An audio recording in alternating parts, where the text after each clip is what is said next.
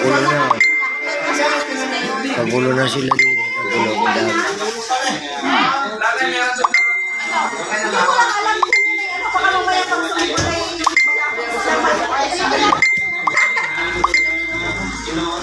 Kasi yung natin siya sa kayo natin, yung nag-work tayo, tayo mag-work tayo dito tayo sa lusas. So, yung pagkakigan, ang ilawas natin, pwede po natin yan, yung mga Maya pa-appear na.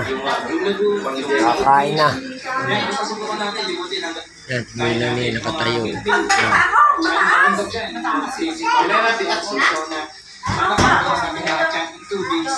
Yan ang mahirap kasi 2 days na yung day off natin eh. So mula dito sa Tarlac, nakabiyahin na tayo plus para 15 kilometers. Kaya kailangan natin bumiyahin ng 466 kilometers or 9 hours. So yung 9 hours na yan siguro abot pa yun ng mga 11 hours.